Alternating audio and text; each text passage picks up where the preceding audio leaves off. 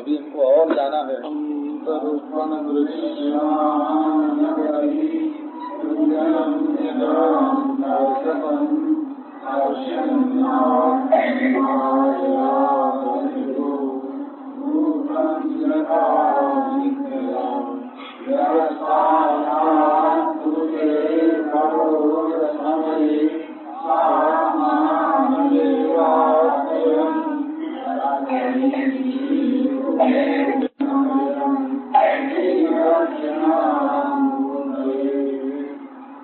मुग्धं स्निग्धं मधुर मुरली माधुरी धीरनादैः कारं कारं करणविवशं गोकुलवीराकुलध्वं श्यामं कामं व्रजजनमनोमोहनं मोहनाङ्गं चित्ते नित्यं वसतु महो वल्लभी वल्लभं नः।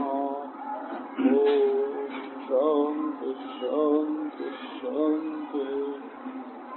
तो नन्दव्रजं श्रीमान् निम्लोचति विभावसौ छन्नयानः प्रविशतां पशूनां खुररेणुभिः वासितार्थेभियुध्यद्भिर्नादितं सुष्मिभिर्वृषैः धावन्तीभिश्च वास्राभिः ऊधो भारैः स्ववत्तकान् इतस्ततो विलङ्घद्भिर्गोवत्सैर्मण्डितं सुतैः गोदोहशब्दाभिरवैर्वेणूनां निस्वनेन च गायन्तीभिश्च कर्माणि शुभानि बलकृष्णयोः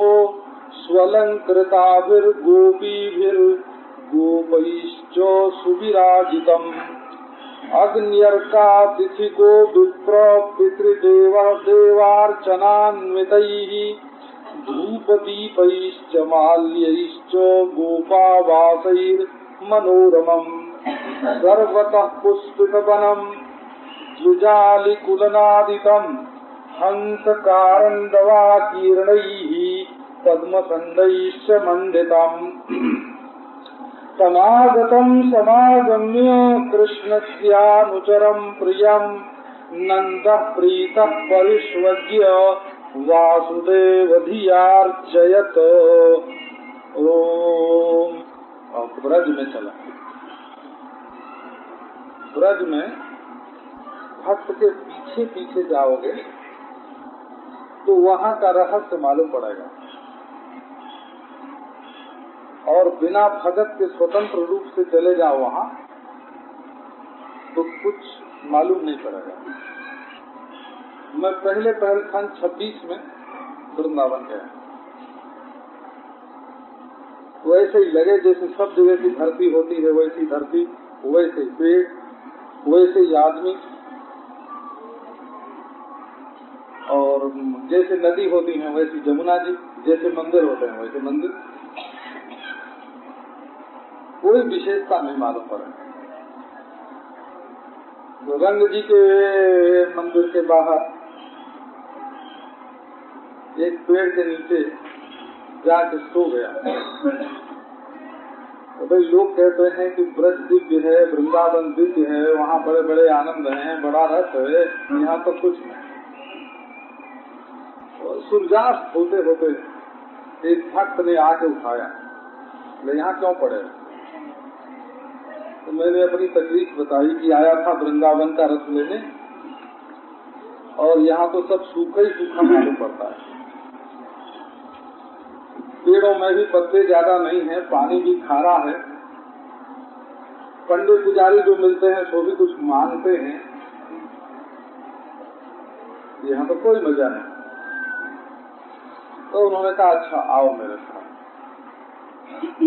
अब मैं जब उनके साथ साथ चला तब वो एक एक मंदिर की बात बताने लगे। ये मंदिर कैसे बना, यहाँ ठाकुर जी कैसे पधराए गए, यहाँ के ठाकुर जी को क्या भोग लगता है, वो किस दिन दर्शन देते हैं, उनकी क्या सेवा होती है।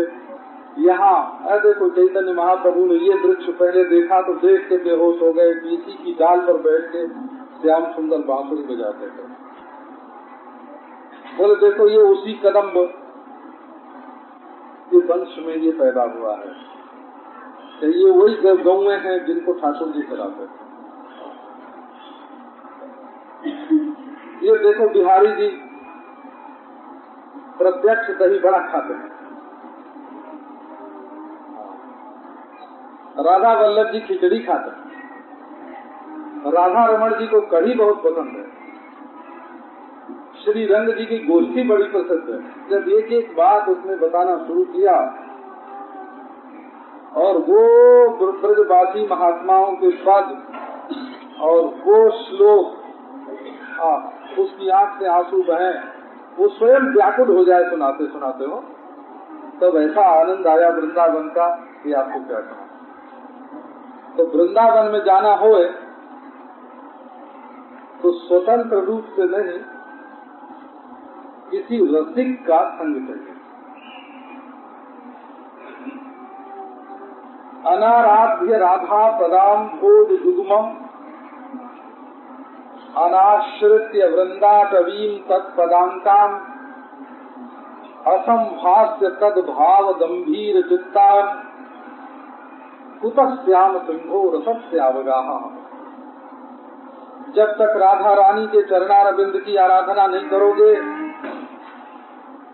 जब तक राधा कृष्ण जुगल पदारविंद से चिह्नित वृंदावन की धूल में नहीं लौटोगे, जब तक वहाँ के जो रसिक हैं उनसे एकांत में बैठ करके संभाषण नहीं करोगे, तब तक सावरे सलोने ब्रजराज किशोर का जो मधुर मधुर रस है ना, उसका आस्वादन नहीं होगा। इसलिए ब्रज में चलना हो तो जरा उद्धव जी के पीछे पीछे, उद्धव जी के पीछे पीछे चलो। तो उद्धव जी ने पहले नंद बाबा के ब्रज में प्रवेश किया, क्योंकि नंद बाबा का नाम श्री कृष्ण ने पहले लिया था। और ब्रजभूमि जो है, ये जो लोग भोग में व्यस्त हैं या दिन रात काम धंधे में फंसे हुए हैं, या जिनको भज कलदारम पैसे के सिवाय और कुछ सूझते ही नहीं, उन लोगों को ब्रजभूमि की विशेषता नहीं दिखाई पड़ती हो।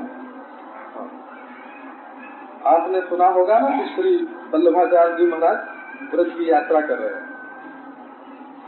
तो एक कोई गड्ढा सा दिखा, जाके छठ जल लिया, अपने सिर पर डाला और लेकर के आचमन किया।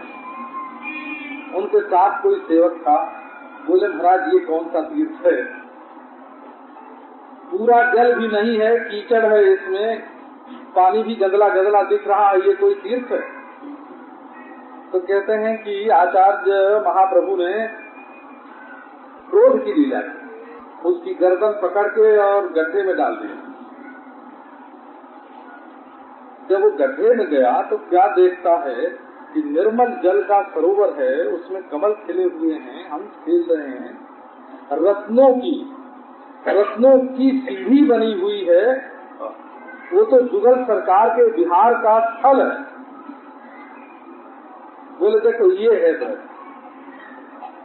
माने बिना आचार्य की कृपा के, बिना गुरु की कृपा के अगर भगवत प्राप्ति हो जाएगी, भगवान स्वयं दर्शन दे, तो बिना गुरु कृपा के जाता भी जीर्यति, भगवत प्राप्ति हो जाए तो उसका भी मजा नहीं आता है, वो बुढ़ा जाती है, क्योंकि दिखाने वाला कोई चाहिए। देखो ये रस है, ये मजा है, ये मजा है।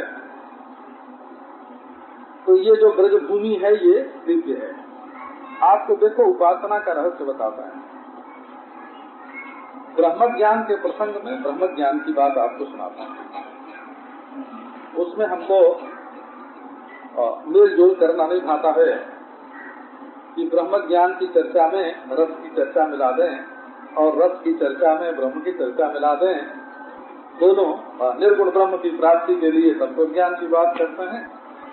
तो ब्रज के जो रसिक हैं वो कहते हैं कि अगर कोई प्रेमी आदमी ये समझने लगे कि सब में वही, सब में वही, सब में वही, तो उसका प्रेम नष्ट हो जाएगा। अगले उल्टी बात सुनाते हैं आपको कि यदि वो समझने लगे कि नाम मिथ्या, रूप मिथ्या, लीला मिथ्या, धाम मिथ्या और सब में वही, सब में वही, सब में वही, तो एक से प्रेम करके जो चित्त का निर्माण होता है वो चित्त का निर्माण नहीं होगा, अंतःकरण का निर्माण नहीं होगा। पहले दुनिया से खींच के चित्त को एक में तो लगाओ, फिर जब चित्त तुम्हारा एक में लग जाए, दूसरे की स्पृहा न रहे, तो देखो फिर वही एक सब जगह दिखता है। और एक जगह पर लगा नहीं, सब में वही देखने लगे, तो एक जगह न लगने पर सब में जब उसको देखने लगते हैं तो चित्त बिखर जाता है। इसलिए पहले चित्त को एक में जोड़ना पड़ता है। आपको भक्ति शास्त्र का रहस्य मैं सुना रहा हूँ। सब मनुष्य हैं और सब में भगवान है, लेकिन अगर तुम जिस मूर्ति की पूजा करते हो ना, उसके बारे में भी तुम्हारा यही ख्याल बनेगा कि जैसे सब पत्थर हैं वैसे हमारी ये पत्थर की मूर्ति है, या जैसे सब पीतल की मूर्ति है वैसे यही है, वो ये भी है, तो तुम्हारी भक्ति पूर्ण नहीं होगी। पहले समझना पड़ेगा कि ये मूर्ति हमारी सच्चिदानंद घन है, ये बोलती है, हंसती है, खेलती है। अगर ऐसे ही समझोगे कि जैसे दुनिया में सब साधु हैं वैसे ही हमारे गुरु जी हैं, तो तुम्हारा भाव नहीं बनेगा। हो सब साधु दूसरे होते हैं और अपना गुरु दूसरा होता है। गुरु खास अपने लिए होता है, ईश्वर को मिलाने वाला। मूर्ति खास अपने लिए होती है, भगवान के रूप में प्रकट होने वाली। अब कहो कि सब तो भगवान का ही नाम है, सब भगवान का ही नाम है ना? तो कभी कोई ले लिया, कभी कोई ले लिया, कभी कोई ले लिया। नहीं, एक मंत्र होना चाहिए, एक नाम होना चाहिए, उसमें विशेष भाव, श्रद्धा होनी चाहिए, प्रेम होना चाहिए। तो भाई रोज सातों दिन बराबर, दिन सात ही होते हैं ना, आज तो नहीं होते, सात ही होते हैं। बोले सातों दिन बराबर, तो नहीं, सातों दिन बराबर तो है, लेकिन जन्माष्टमी दिव्य है, रामनवमी दिव्य है, शिवरात्रि दिव्य है, उसको सब दिन के बराबर में ही नहीं मानना, नहीं तो उपासना नहीं बनेगी। जब एक में अपने मन को स्थापित कर लेते हैं, ये काल में रामनवमी जन्माष्टमी, इसमें भगवान प्रकट है, और स्थान में बोले ब्रजभूमि। इसको ये नहीं समझना कि आगरा है कि अलीगढ़ है कि हाथरस है, ना ना, बम्बई वाली धरती और ब्रज वाली धरती दोनों एक नहीं है। तब तुम्हारा मन उसमें लगेगा, एकाग्र होगा। मन को घेरने के लिए पहले एक देश चाहिए, मन को घेरने के लिए पहले एक काल चाहिए, मन को घेरने के लिए एक वस्तु चाहिए, मन को घेरने के लिए एक व्यक्ति चाहिए, मन को घेरने के लिए एक क्रिया चाहिए, मन को घेरने के लिए एक प्रकार का भोग चाहिए, भगवान का प्रसाद। तब मन भगवान में लगता है, और पहले ही सब में वही, सब में वही, सब में वही करने लगोगे, पूरे गांव भर से बराबर प्रेम करते हैं। तो मतलब ये हुआ कि अपने पति से प्रेम नहीं है, अपने पुत्र से प्रेम नहीं है, अपने माँ बाप से प्रेम नहीं है, अपने गुरुजनों से प्रेम नहीं है, सबसे बराबर करते हैं। ये उपासना के क्षेत्र में बराबर नहीं चलता है। अपने गुरु से, अपने मंत्र से, अपने इष्ट से, अपने धाम से, है ना, विशेष प्रेम करने की आवश्यकता होती है, तब मनुष्य आगे बढ़ता है। सब में आत्मा देखो, सब में परमात्मा देखो, वो बड़ी ऊंची स्थिति है। हो अब देखो, तो ये जो ब्रज भूमि है, उतनी भूमि गोलोक से सीधे आई है, वो मर्त्यलोक की भूमि नहीं है, दिव्य लोक से आई है। एक दिन गोलोक में श्री राधा कृष्ण जुगल सरकार विराजमान थे, सखियां सेवा कर रही थी। दरवाजे पर चंद्रानना सखी हाथ में भेंट लिए खड़ी थी। ये गर्ग संहिता में लिखता है। इतने में ब्रह्मा और शंकर और इंद्र ये सब देवता दरवाजे पर पहुंचे, भीतर घुसने लगे। वो चंद्रानना ने भेंट फटकारा, ठहरो, कौन हो तुम? बड़ा आश्चर्य हुआ। देवताओं ने कहा, ये ब्रह्मा तुम नहीं पहचानती हो, ये इंद्र तुम नहीं पहचानती हो, ये शंकर नहीं पहचानती हो, पूछती हो कौन हो? अरे हटो हटो, जाने दो। बोली कि देखो, जैसे मक्खी भिनभिनाया करती हैं बहुत सारी घर में, ऐसे यहाँ ब्रह्मा और रुद्र और इंद्र और चंद्रमा और वरुण रोज आके चक्कर मारते रहते हैं दरवाजे पर तुम्हारे तरीके। उनको भीतर प्रवेश करने का मौका नहीं मिलता है। तुम पहले अपना परिचय पत्र लाओ कि तुम कौन हो। बोले अरे ये ब्रह्मा, ये शंकर, ये इंद्र। बोले अनंत कोटि ब्रह्मांड में कोटि कोटि ब्रह्मा इंद्र शंकर रहते हैं, किस ब्रह्मांड के ब्रह्मा हो तुम? अब तो सब देवता लोग चुप हो गए। ब्रह्मा जी ने कहा कि सखी, हम उस ब्रह्मांड के ब्रह्मा हैं जिसमें भगवान का वामन अवतार हुआ था और फिर त्रिविक्रम बन गए, और पांव से जब नापने लगे विश्व को, तब पांव का अंगूठा जाके ब्रह्मांड के सिरोभाग में लगा और ब्रह्मांड फट गया, और गंगा जी की धारा हर हर हर हर करती हुई गिरने लगी उस ब्रह्मांड के। तो बोले बच्चा बैठो, अब हम खबर देते हैं। तो राधा कृष्ण के पास खबर पहुंची। उन लोगों ने जाके प्रार्थना की कि महाराज अवतार ग्रहण करो। तो श्री कृष्ण ने कह दिया कि हाँ करेंगे। अब जब वो चले आए तब राधा रानी रूठ गई। वो बोले कि हमसे सलाह नहीं की, ऐसे ही मान लिया कि हम जल मर्त्यलोक में चलेंगे, तो तुम अकेले जाओगे क्या? अब श्री कृष्ण ने मनाया, बोले कि अकेले नहीं जाएंगे भाई, तुमको भी ले चलेंगे। तो बोले हम तो ऐसे नहीं जाएंगे, वहाँ जमुना जी नहीं, स्नान कहाँ करेंगे, वहाँ वृंदावन नहीं है? तो वन का आनंद कहाँ से आवेगा, वहाँ गिरिराज नहीं, गोवर्धन नहीं, तो वहाँ पहाड़ पर कैसे जाएंगे? तो भगवान श्री कृष्ण ने कहा, अच्छा जो जो तुमको प्रिय है, जमुना जी को यहाँ चले चलेंगे, तुम्हारा वन वृंदावन, यहाँ पार्क भी, पार्क वहीं से आवेगा है? और वो पहाड़, वो हिल स्टेशन का अपने साथ ही लेके चलेंगे, और वो नदी की शोभा सब हमारे साथ साथ चलेगी, वो कदम्ब के वृक्ष और वे गौएं और वे अपनी सखियां और सब ग्वाल बाल, समूचा वृंदावन दिव्य जगत से लेके चलेंगे। वो ब्रज देखो ना, शास्त्र में आया है कि असल में तो सब ब्रह्म है, लेकिन सर्वत्र माया का प्रभाव रहता है, और भगवान श्री कृष्ण अपनी विशेष शक्ति से ब्रह्म के जितने अंश में से माया का प्रभाव हटा देते हैं ना, उसका नाम ब्रज होता है।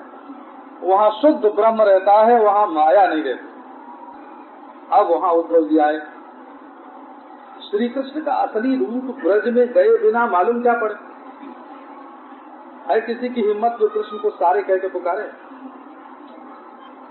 हाँ, ब्रज के एक एक बालक सारे बोलते हैं, गाली देते हैं, गाली। तो क्यों? तो वहाँ तो सभी के साथ कृष्ण का संबंध है ना, वहाँ कृष्ण के संबंधी रहते हैं, रिश्तेदार रहते हैं, और जगह सेवक रहते हैं। सारी सृष्टि में श्री कृष्ण के सेवक रहते हैं, और ब्रज में श्री कृष्ण के रिश्तेदार रहते हैं। कोई साला है, कोई ससुर है, कोई सास है, कोई साली है, कोई सलहज है, ऐसे। वो भगवान के रिश्तेदारों की जगह है, सेवकों की जगह नहीं। अच्छा देखो क्या आश्चर्य है, धरती पर ऐसी कोई जगह नहीं है ऐसी धरती पर। अभी आज बरसाने और नंदगांव 5-6 मील का तो फर्क है। यहाँ से देखो तो वो दिखता है, वहाँ से देखो तो वो दिखता है। ऊंचाई पर चढ़ने पर दोनों दिखते हैं। पर बरसाने की लड़की अब नंदगांव में ब्याही नहीं जाती, एक ही जाती। सोनी भाई ब्याही जाती, बोले कि देखो एक रिश्ता हो गया, राधा हमारी लड़की नंदगांव में ब्याही गई। कृष्ण की ससुराल बरसाने और बरसाने की लड़की ब्याही नंदगांव राधा। अब दूसरा रिश्ता अगर जोड़ोगे, नया रिश्ता बनाओगे तो पुराना भूल जाएगा, नया आ जाएगा सामने, है ना। इसलिए वही पुराना रिश्ता रखो कि हमारी लड़की ब्याही है नंदगांव में, अब नया रिश्ता मत जोड़ो। 5000 बरस से एक गांव की लड़की अब दूसरे गांव में नहीं जाती। इसका क्या मतलब हुआ, है ना। संसार में कहीं ऐसे 2 गांव नहीं हैं जहाँ इतने दिनों तक इस ऐसे प्राचीन संबंध का निर्वाह करें। ये संबंध की बात है। देखो हम सोने की चर्चा नहीं कर रहे हैं, हम जेवर की चर्चा कर रहे हैं। कितना बढ़िया है ये जेवर, अपने दिल में पहनने लायक, है ना। सोना रहता है तिजोरी में रखने के लिए। जो तत्व की चर्चा है वो स्वर्ण की चर्चा है। सोना खाका है कि नहीं, असली है सोना कि नहीं, इसकी चर्चा तत्व की चर्चा है। और उस शुद्ध सोना में जो जेवर बना, हार बना छाती पर पहनने के लिए, कंगन बना हाथ में पहनने के लिए, नक बेसर बनी नाक में पहनने के लिए, वो कितनी सुंदर है, उसकी डिजाइन कैसी है ना। तो ब्रह्म रूप सोना में ये ब्रज रूप जो आभूषण बना है ना, ऐसी डिजाइन ब्रह्म में और कहीं नहीं है। ब्रह्म में एक ही है ना, समूचे देश काल वस्तु से अपरिच्छिन्न ब्रह्म तत्व में ब्रज रूप यदि आभूषण है तो वो एक ही है। तो ये ब्रज क्या है, ब्रज दिव्य धाम है, गोलोक से उतरा हुआ। ब्रज साक्षात ब्रह्म माया के प्रभाव से रहित। तो अब तो ब्रज में चलो, तो ब्रज में जाने के लिए ब्रजवासियों के चरणों की रेणु चाहिए। ब्रज में 3 बात की महिमा है। कृष्ण के होठों पर वेणु और आगे आगे धेनु, वेणु और धेनु, और पाँव में रेणु। पाँव में रेणु और मुख पर वेणु,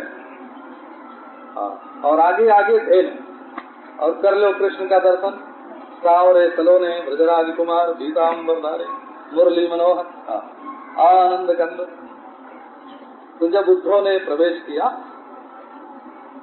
तो छन्न यान प्रविशताम पशूनाम खुदरेणुभिः। पशु बताया, पशु क्यों है, इनको विवेक नहीं है, ये नहीं समझ सकते हैं कि कृष्ण हमको छोड़ करके मथुरा चले गए। तो जब वन से लौटते हैं तो इनके मन में आता है कि आगे गए कृष्ण, आगे गए कृष्ण, आगे गए कृष्ण। तो दौड़ती हैं गौएं की चल के छू लें। नंद बाबा के महल में प्रवेश करने के पहले ही हम श्री कृष्ण के पास पहुंच जाएं, इसलिए लौटते समय जो ब्रज के पशु हैं वो जोर से दौड़ते हैं कि छू लें। उनको ये विवेक नहीं है कि मथुरा गए, तो जोर से दौड़ते हैं। जोर से दौड़ते हैं तो धूल उड़ती है, धूल उड़ती है तो उद्धव जी के रथ को और उद्धव जी की पोशाक को और उद्धव जी के बाल को और उनके मुखारबिंद को ढक देती है। और बिना इस धूल में लथपथ हुए कोई श्याम सुंदर के प्रेम धाम में प्रवेश कैसे करेगा। इसलिए उद्धव जी भले बृहस्पति के शिष्य और वेद शास्त्र के विद्वान हैं, पर भगवान ने ऐसी व्यवस्था कर दी कि धूल में लथपथ हो करके ब्रज में प्रवेश करें। अब ब्रज में देखो भाव, देखो वहाँ ये भावना की वस्तु है। ये कोटि तर्क वितर्क से मिलने वाली नहीं है। यहाँ तक कि ऐसा बोलते हैं हमारे भक्त लोग, प्रबोधानंद सरस्वती ने ऐसा कहा, जिन्होंने वो वृंदावन महिमा अमृत नाम का ग्रंथ लिखा, 10,000 श्लोक, पहले काशी में रहते थे। वेदांत सिद्धांत मुक्तावली नाम का ग्रंथ, एक जीववाद का प्रामाणिक ग्रंथ उन्होंने लिखा। जब वृंदावन में आए, चैतन्य महाप्रभु से भेंट हुई, वृंदावन में आए तो वृंदावन की महिमा का वर्णन। तो कहते हैं कि जो लोग दृश्य का निषेध करके अपने स्वरूप में स्थित होते हैं, मैं अन्नमय कोश नहीं, प्राणमय नहीं, मनोमय नहीं, विज्ञानमय नहीं, आनंदमय नहीं, नेक नेक करके सबका निषेध करके बोले अपने आप में स्थित हो गए। बोले कि नहीं, अभी तुमको ठीक अद्वैत का अनुभव नहीं हुआ, क्योंकि जब तुम किसी से न्यारे हुए, जागृत से न्यारे, स्वप्न से न्यारे, सुषुप्ति से न्यारे, किसी से न्यारे हुए तो द्वैत हुआ कि अद्वैत हुआ? न्यारे होना तो द्वैत है। ये दृश्य है, मैं दृष्टा हूँ, दृष्टा अपने स्वरूप में बैठा, ये कहाँ द्वैत अद्वैत हुआ? ये तो द्वैत हुआ। का द्वैत कब हुआ? कि जब ये अन्नमय, प्राणमय, मनोमय, विज्ञानमय, आनंदमय कोष भी अपने स्वरूप से जुदा नहीं रह जाते, अपने सिवाय कुछ नहीं, प्रकृति नहीं, जीव नहीं, जिसको बोले कि तब ये वृंदावन धाम, जब ऐसे, जब दृष्टा दृश्य का भेद मिट जाता है, तब ये वृंदावन धाम अपना स्वरूप प्रकट करता है। ब्रह्म ज्ञान को संधि मान करके, ब्रह्म ज्ञान से पूर्व जो दृश्य है वो अनात्मा है, जड़ है, विकारी है, और ब्रह्म ज्ञान के अनंतर जो दृश्य है वो जड़ नहीं, अनात्मा नहीं, विकारी नहीं, वो सब साक्षात ब्रह्म है। उसमें कारण रूप है द्वारका,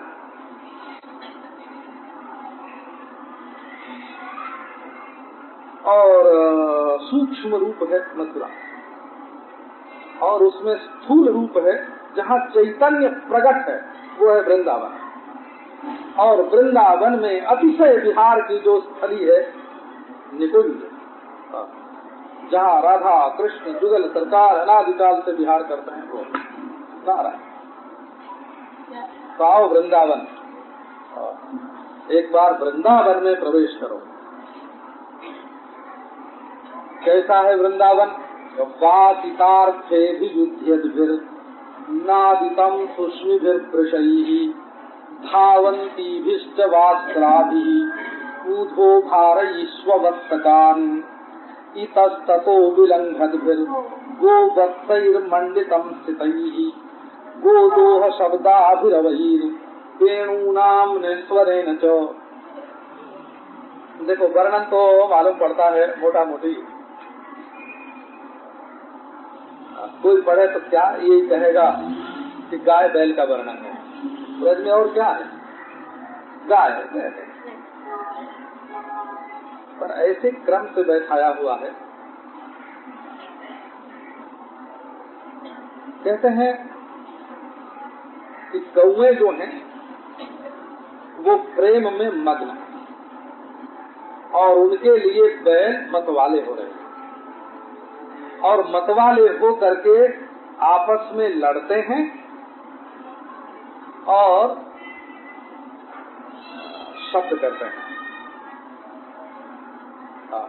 आपस में साड़ जो है, साड़ वो आपस में लड़ते हैं और अखाड़ते हैं, पांव से मिट्टी फेंकते हैं और हकड़ते हैं, जोर जोर से आवाज करते हैं।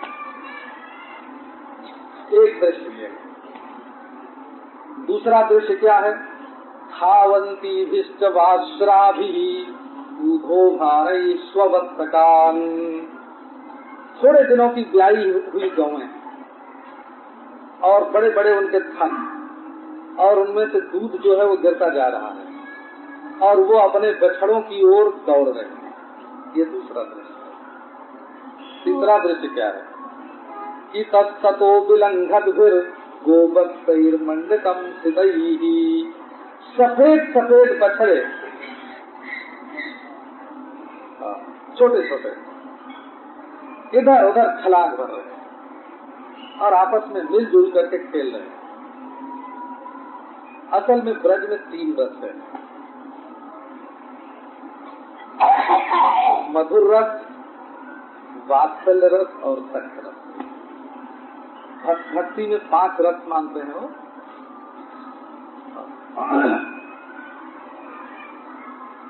क्योंकि संसार में मनुष्य को रस आता है, पति के साथ मिलने में रस आता है, बच्चा खिलाने में रस आता है, अपने मित्रों से मिलने में रस आता है, रस आता है संसार में। तो जब संसार में मजा आता है आदमी को और कोई कहे कि यहाँ तो दुख ही दुख है, वैराग्य करो इससे,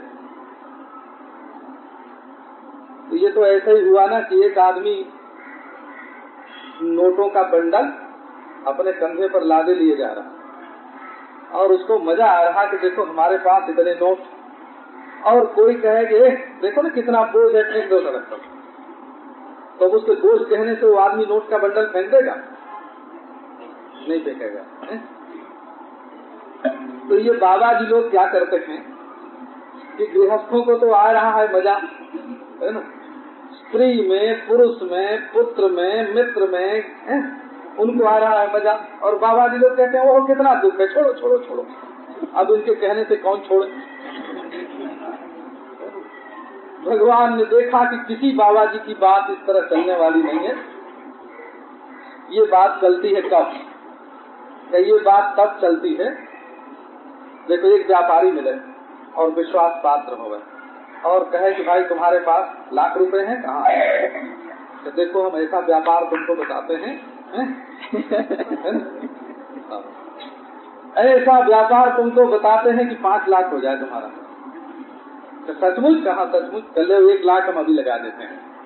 5 लाख मिलने वाला हो तो लाख रुपया लगाने में हिचकिचाहट कहाँ होगी? तो भगवान ने देखा कि ये संसारी लोगों को संसार में बड़ा मजा आ रहा है, अगर इनको हम मजा नहीं देंगे और इनको बहस करके समझाया जाएगा कि हे देखो स्त्री पुरुष के मिलने में बड़ा दुख है, बच्चा खिलाने में बड़ा दुख है, मैत्री जोड़ने में बड़ा दुख है, ऐसे कोई बहस कर करके शास्त्रार्थ में हराए के अगर लोगों को समझावे तो कोई छोड़ने वाला है? भगवान ने कहा लो हम तुमको मजा देते हैं, है ना।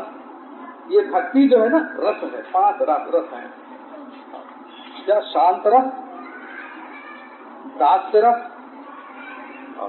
सख्य रस, वात्सल्य रस और मधुर रस। ये 5 रस होते हैं भक्ति में। रस माने मजा, रस माने मजा, स्वाद, बिल्कुल मीठा मीठा आनंद, ऐसा। तो वेदांती लोग जैसा शांत रस बताते हैं वो भक्त लोग नहीं मानते। वो कहते हैं भक्त और भगवान का एक हो जाना शांत रस। बोले नहीं, ऐसा नहीं। तो बिना ममता के भगवान के दर्शन का आनंद लेना ये शांत रस है। कैसे? जैसे चंद्रमा को देखते हैं तो चंद्रमा मेरा है ये ममता तो नहीं होती, लेकिन देखने में मजा आता है।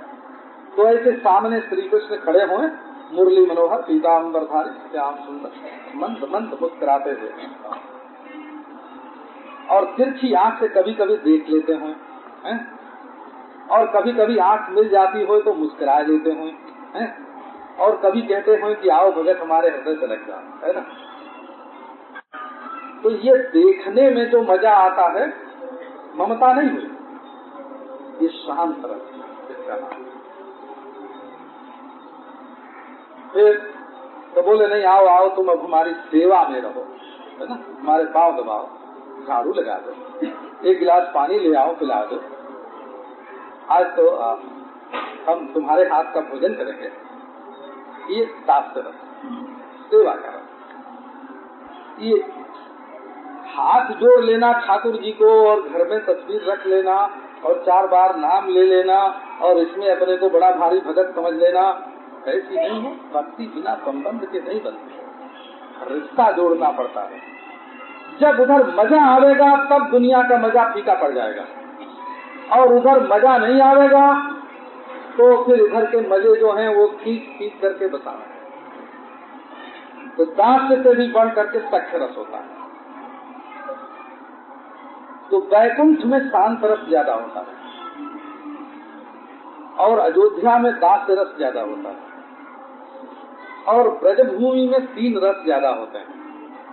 भगवान को अपना सखा मानना, कंधे पर हाथ रख करके चलना, कभी कुश्ती लड़ लेना। कुश्ती लड़ने में वो जब छूटे हैं ना ग्वाल बाल, गोपियां बिचारी ईर्ष्या ही करती रह जाती हैं।